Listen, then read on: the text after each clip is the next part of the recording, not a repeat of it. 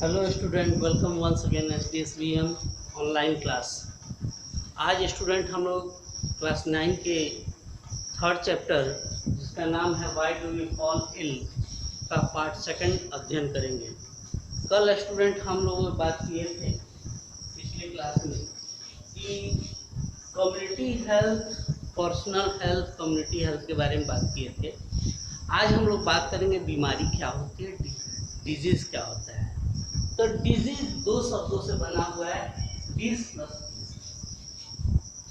Dish का मतलब होता है विदाउट ईज, माने बिना इजी, माने विदाउट ईज माने बिना आराम के।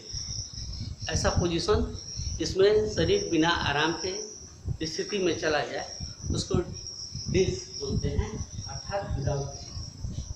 और actually means the uneasiness, uncomfortable position of a body.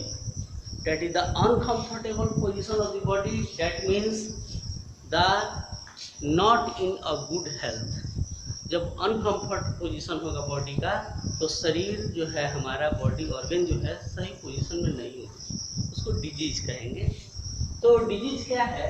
The condition in which normal functioning of the body or its some parts organ disturb or damaged। कहने का मतलब शरीर की वह अवस्था जो नॉर्मल फंक्शन ना करके कुछ इस तरह का फंक्शन करे जिससे हमारा पोजीशन लगे कि अच्छी स्थिति में नहीं है, वैसी अवस्था को हम लोग डिजीज कहेंगे, बीमारी कहेंगे। बीमारी जो है बहुत प्रकार की है, लेकिन मेनली हम लोग दो भागों में इसको अध्ययन करेंगे अभी फिलहाल। टाइप्स ऑफ डिजीज, एक है एक्यूट डिजीज और दूसरा है क्रोनिक डिजीज। तो एक्यूट डिजीज क्या है, पहले इसके बारे में बात हो जाए। Acute disease, the disease in which appears suddenly, the disease which appears suddenly। लेकिन स्टूडेंट बात ये आती है कि पहले हम लोग उन बातों के बारे में बात कर लें कि लक्षण क्या होते हैं। लक्षण वो होते हैं जिसके चलते हमारा शरीर जो है कुछ दिखने लगता है। जैसे बुखार हुआ तो शरीर गर्म हो जाएगा, खांसी हुई तो हम खांसने लगेंगे, तो लक्षण दिखने जरूरी होते हैं। डेट इज अ सिम्टम्स, उसे हम लोग सिम्टम्स भी कहते हैं लक्षण को।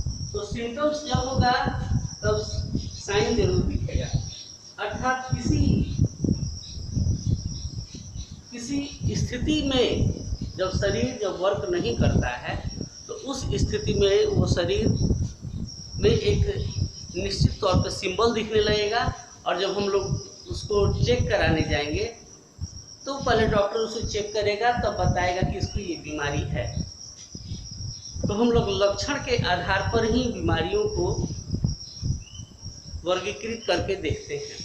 अब कैसे वर्गीकरण है ये थोड़ा सा देखा है। पहला है acute disease. This disease is very common। ये बीमारी बहुत कॉमन है, क्योंकि मौसम परिवर्तन में होने के साथ ही बीमारियां होती हैं और एक छोटे ड्यूरेशन में, अर्थात short duration of period of time it can be है।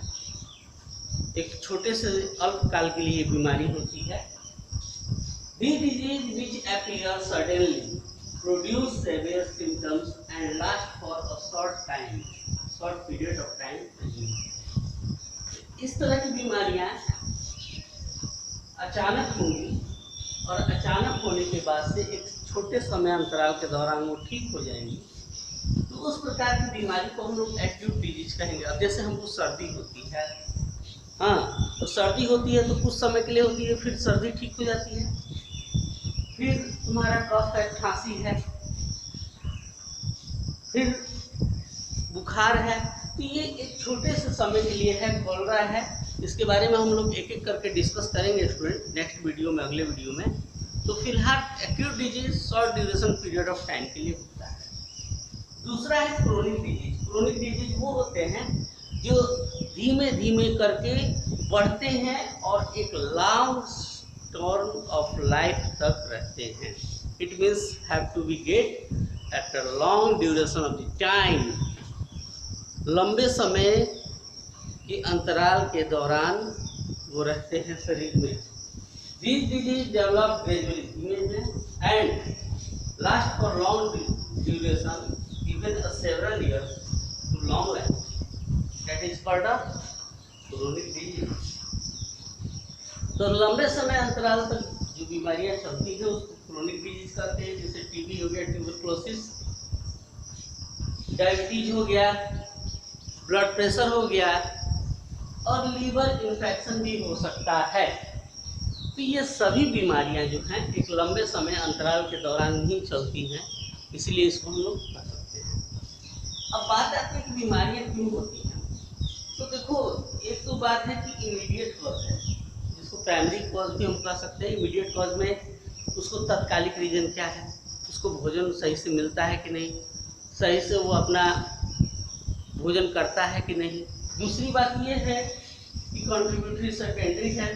सेकेंडरी में उसे क्या क्या चीज़ें उसको सही से वो अपने बॉडी को नरिश कर पा रहा है कि नहीं, पुअर हेल्थ क्यों है। और तीसरा है टर्शरी कॉजेज। टर्शरी कॉजेज में वो सोसाइटी कम्युनिटी लेवल पर बात करते हैं हम लोग, तो उसका सोसाइटी में किस तरह का पोजीशन है। तो ये सारी बातें, ये तीनों बातें इसके तहत जानी जाती हैं। तो स्टूडेंट आज की वीडियो में हम इतना ही पढ़ेंगे। अगले वीडियो में हम लोग बात करेंगे इन्फेक्टियस डिजीज और नॉन इन्फेक्टियस डिजीज, जिसको हम लोग कम्युनिकेबल और नॉन कम्युनिकेबल भी कहते हैं। तो आज की वीडियो में इतना ही। Thanks, have a nice day.